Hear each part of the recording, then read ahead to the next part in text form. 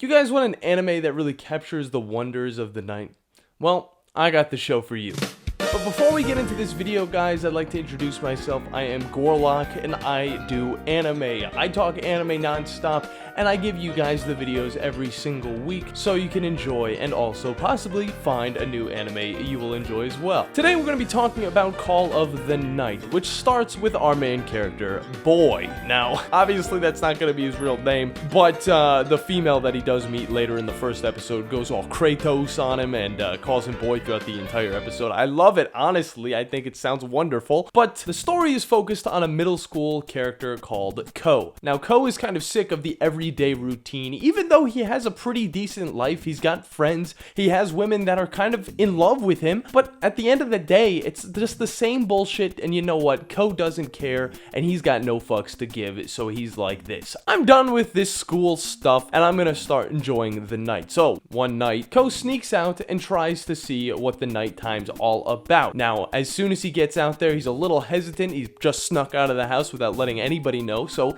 it is a very dangerous thing. But at the same time, he is excited to kind of find this new world that he can kind of go off and explore. While doing this, he finds simple enjoyment in just swinging on a swing with nobody around. As Ko is wandering through the night, we kind of learn a little bit more backstory about his life and how he doesn't exactly understand love. And at the age of 14, he doesn't really understand that you're supposed to be a horny little monster. That's not what Ko likes to do. He likes to enjoy the simpler stuff, as we see in the first episode when he's wandering around at night, sees a vending machine that sells alcohol, and decides to go up and purchase some. Now, I didn't know Japan did this type of thing, but I think it is extremely funny that you can just go up to any vending machine and buy some alcohol and just be absolutely drunk. I mean, little Jimmy and little Timmy both be day drinking, and it's totally fine. But as he is purchasing this alcohol, this mysterious woman in black shows up, and Ko's thinking, oh shit, she is going to tell on me, I'm in trouble. But that's not exactly the case. See, this is the main female character, Nazuna. Now, Nazuna realizes that this kid is definitely not a 20-plus-year-old, and Ko kind of freaks out with this whole thing going down, but Nazuna kind of reassures him that, hey, I ain't gonna tell on you, boy. Literally, she says that type of stuff. And she tells him that she's pretty much just wandering the streets as well, and she goes on to kind of escort this boy throughout the nighttime city. And this is kind of where Ko breaks out of his shell, because he's able to do things during the night that he's never been able to do during the day. That's just not what the day's all about, okay? The day's about being strict and doing all your responsible stuff. But we're still kind of getting weird vibes off of Nazuna as she wanders around the empty streets with this 14-year-old boy. Now, I know exactly what you're thinking. This is gonna turn into a Miss Caretaker situation. Yeah, I mean, now, as they're wandering around, Nazuna asks if Ko is tired, and they go to her house, because why not? I mean, just go to a random chick's house. I mean, why not? This is very similar to Domestic Girlfriend now. Okay, we're just going through all the spectrums. You know, there's a lot of anime. I've watched a lot of them. I know these premises, they seem pretty cut and paste. As Ko arrives at her house, he notices that it's actually a pretty nice and well-kept place. So he kind of lets his guard down in a way, but as he enters, he sees that she has nothing in her room except for a futon, a radio, some tissues, and I think that's about it. She tells Ko then to get on the bed and that she'll hop in there with him, and then he'll fall asleep, and when he's trying to do so, he eventually accidentally kind of does, and then this is when Nazuna kind of strikes, because, oh yeah, she's a vampire. Now, as this is all going down, she's kind of all hot and bothered, and this is like a weird, horny scene for a vampire, but it's totally fine because nothing sexual is gonna happen. She's just gonna suck a little bit of his neck, that's all. That's a hickey. That is sexual, that's sexual assault. Guys, that's sexual assault. As this is going down, Ko wakes up, and then he's like, what the hell's going on? Something touched my neck. Something bit me, pretty much. There's blood coming out of my neck. What is this? She throws a weird excuse about a mosquito and that she slapped it while she has blood on her lip, and then he kind of figures out that she's a vampire. Now, this doesn't bother him too much, but whenever he kind of thinks about this whole situation, he thinks that he's gonna become a vampire, and then we learn how that's not exactly how it works in this scenario. See, to become a vampire in this world, the opposing party needs to fall in love with said vampire. Now, this kind of opens up the story, because neither of these two characters know anything about or care anything about love. However, now that Ko knows that he needs to fall in love to become a vampire, this piques his interest because vampires are known to be out during nighttime only. And this is something that Ko wants exactly, because he doesn't want to be a part of the normal everyday routine. He wants to be a part of the nightlife. So now we have the story's premise. Nazuna then makes the point that it is kind of like real life love, and how whenever you love somebody, you copulate with them to then have offspring. Now that's very similar in this other way, but I found out what copulate means, but now we're learning that copulate in this manner means vampires making other people fall in love and then them getting their blood sucked by the said vampires. It's not that complicated, but they make it out like it is. And at the end of the day, that's really the story of this show. It's really all about Ko trying to find out what love is and how he can fall in love with this girl so he can become a vampire. Yeah. That's all love is, guys.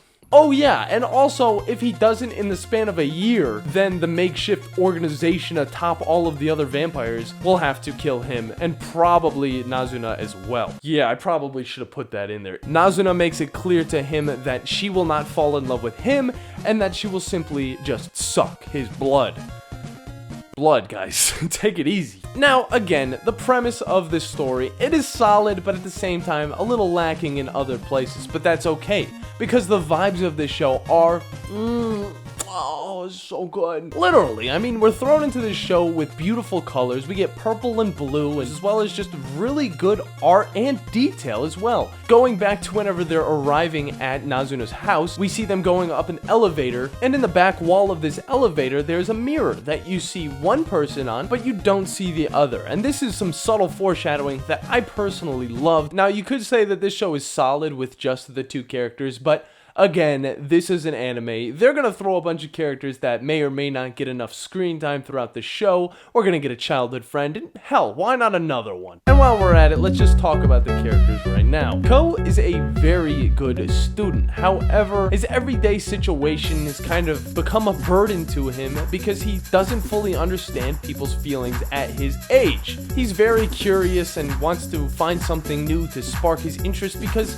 at the end of the day, he's simply bored. But at least he's got some backbone. I will say that he is a solid character all the way through, and even sticks up for his little vampire girlfriend during near-death experiences. It's actually pretty ballsy, and I'll give him a 7 out of 10. He does a great job of pushing the story along, and he's very to the point. And now we can get into Nazuna. I absolutely love her character design. It reminds me of the main love interest from a show called Dakashi Kashi. The only difference being this show is actually good. She starts off very serious, and then we learn there's more of a fun side to her. Although we don't learn about her past and how she became a vampire in the first place, we do learn about her feelings about love and all of that whatnot. I'll give Nazuna a 9 out of 10. I think she is adorable, goofy, and serious when she needs to be. Plus, she fights like a badass, and you gotta love her for that. Moving on to childhood friend 1, we get Akira. Not the movie Akira, I'm talking about the character Akira. The movie's a little bit better, because this character is just thrown in, and I kind of want to like her at first. However, she kind of acts as like an authority figure to Ko, trying to get him back to school, and she's really pushy. At the same time, I kind of understand where she's coming from, because she was the first character to really learn about this relationship between a human and a vampire.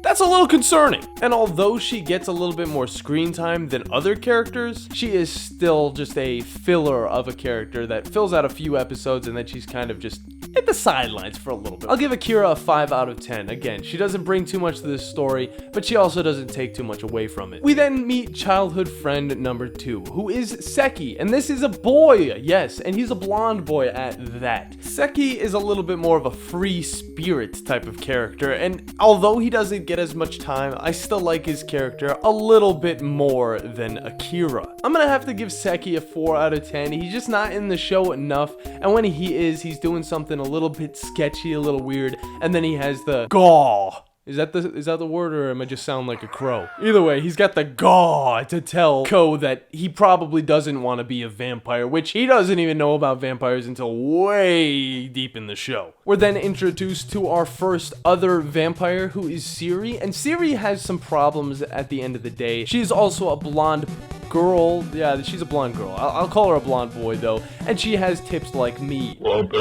Siri starts off as a pretty decent character. She then kind of turns on Ko after befriending him and then taking our main character to the Vampire Council. At least that's what we think they are. I don't really know. Do they have any order or not? I don't really know. They want to kill, but they don't. I don't know. Either way, we get to see her hand get kicked off from Nazuna, and there's some badass fight scenes within her scenes as well. And then we learn a little bit about her in the stretch of like 3 episodes, and then she's kind of pushed to the side yet again. I'll give her a 6 out of 10. I think she's better than most of the characters in this show, but that's because most of the characters don't get that much time in the first place. We then meet Nico, Kabura, Midori, and Hatsuka. Now, these characters are kind of lumped into one. We're introduced to all of them at one time, and they're pretty much always on the roof of this house, outside of one of the characters who may be attractive, but don't let her looks fool you, because she may not be a her. Take notes, guys. We're gonna have a show about this type of stuff coming up. I'll give them all a lump sum of a 5. I think that sounds about right. They don't do much. Nico, on the other hand, brings a little bit more because she seems like the head vampire of some organization within the night, but that's not really the case because later on in the show she states that she's not going to really hurt our main character or our other main character, so her jurisdiction kind of falls flat on that aspect, which means we don't have that much to worry about when it comes to other vampires really getting involved with this relationship. Now let's talk about the art. I will say one thing. The characters look great. However, the show lacks in differentiating each character's looks because they all have the same eyes, the same face. They just change around the eyebrows and a little bit of the color. Now, that's not purely a bad thing because they have a solid look to them, so I can enjoy every single one of their designs, but it kind of gets stale after a while with both female and male all kind of looking the same. As I said earlier, take note, guys. You don't know what I'm gonna throw at you later on. And the real home run hitter of this show is the vibes all around it. I mean, first off, we get some spectacular music accompanied with amazing stills of this city that is just covered in purple, blue, and just wonderful vibes. And it's funny because the most unrealistic aspect of this show isn't even the vampires, but how nighttime looks, because I'm pretty sure that nighttime does not look like this. I will go and check just for you guys. One sec. Yeah, guys, I don't know what you expected. It is just dark outside. Here, I'll put a picture of the show for reference. Ooh. I'll give the art an 8 out of 10. I think it's really good, really satisfying to watch, and I think they did a great job on the atmosphere around it. You know a big reason why they did this show at night? It's not because of the vampires, it's because of budget. You don't have to animate a lot of people. Instead, they put all that budget into making 2D look better than 3D. Oh! Overall, I was very satisfied with the show. It gave us a lot of messages that really hit home and made me think. That was actually a pretty good point. However, it also threw messages out there that kind of backed a stalker in the middle part of the show that also kind of threw me off. I mean, look at this, guys. That's a weirdo right there. You can't make light of this, alright? That guy is a pure stalker, and he probably shouldn't have had a happy ending. And the show starts off very nicely. I loved the first few episodes, and even though it got a little stale in the middle, it was still able to show growth amongst our main character, Ko, in the way that maybe don't jump the gun and decide to be a vampire, and think about all of your options before going head first. And to wrap it all up, it really hit hard on those last 3 episodes that were just very satisfying to watch, and it ended on a pretty good note that made me think, there's gotta be a second season, right? There's gotta be. You're not Madhouse Lydell Films, just give me a second season, please. I'm begging you. I enjoyed this show very much so, and I give it a 7 out of 10. It wasn't anything that blew my mind, but it also just had those satisfying vibes, and it had the beautiful art, and it had some good jams in it as well. And don't even get me started about the opening because it's pretty cool. Just give it a watch and you'll get the vibes of the entire show all in 1 minute and 30 seconds. So, have you guys watched this show? Go down below, let me know what you think of it, and if you haven't, go and watch it right now. Thank you guys very much for watching. Make sure you subscribe so you don't miss out on the anime fun, and then go on to watch some anime, guys. I'll see you next time.